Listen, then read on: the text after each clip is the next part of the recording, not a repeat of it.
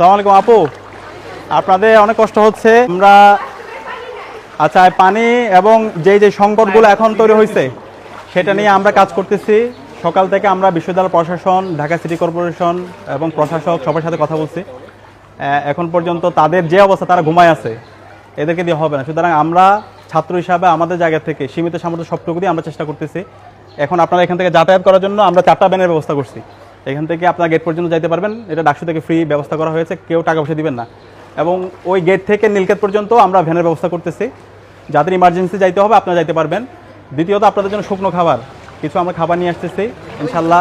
পানি, সুপেয় পানি, খাবারের পানি নিয়ে আসতেছে। খাবার পানি চলে আসছে, খাবার পানি এবং স্যালাইন, ওয়াসার গাড়ি এবং পানি। এর পাশাপাশি আপনাদের অনেকের পরীক্ষা আছে, পরীক্ষা ক্যান্সেলের জন্য আমরা কথা বলছি। ভিসি স্যার দেশের বাইরে আছে, প্রবিসিকে বলছে হ্যাঁ কালকে অফ ইনশাল্লাহ এটা অফ হবে, খুব দ্রুত নোটিশ আসবে। আমরা কথা বলছি, এখন আবার ফোন দিয়ে এটা করতেছি। আর এখানে ইলেকট্রিসিটি নাই, আমরা জেনারেটরের ব্যবস্থা করছি। জেনারেটর চলে আসতেছে, আপনারা ফোন এবং মোবাইল চার্জ দিতে পারবেন জেনারেটরে।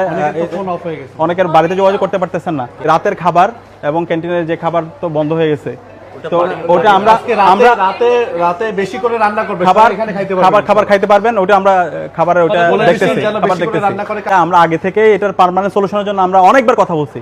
আমরা আমাদের জায়গা থেকে সলিউশন দিছি। সিটি কর্পোরেশনের কাছে গিয়ে আমরা বরাদ্দ নিয়ে আসছি ইন্টারিমের সময়ে।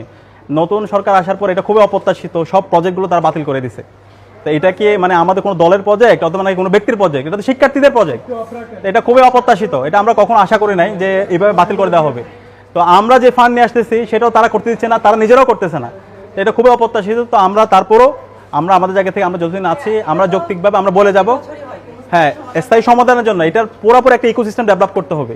সেটা সলিউশন আমরা দেখাইছি কীভাবে করতে হবে, কিন্তু ওনাদের অসহযোগিতা, নন কোঅপারেশন এবং ওনাদের প্ল্যান না থাকার কারণে সবাইকে সাফার করতে হচ্ছে। তো আমরা তো ছাত্র হিসাবে আমরা আমাদের জায়গা থেকে কাজ করে যাচ্ছি। এখন এটা তো সিটি কর্পোরেশনের কাজ, এটা বিশ্ববিদ্যালয় প্রশাসনের কাজ।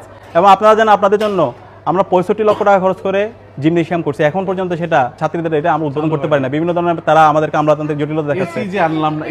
এরপরে এসি গুলা নিয়ে আসার পরও তো যেটাই হোক আমরা এগুলো আর মানে আমরা আমাদের জায়গা থেকে আমরা কাজ করে যাব। এবং আপনারা চিন্তা করেন আপনাদের সাথে আমরা ভাই হিসেবে আমরা আছি। এখানে ডাকসু সবাই চলে আসছি এবং হল সংসদে কাজ করতেছে এবং ইনশাল্লাহ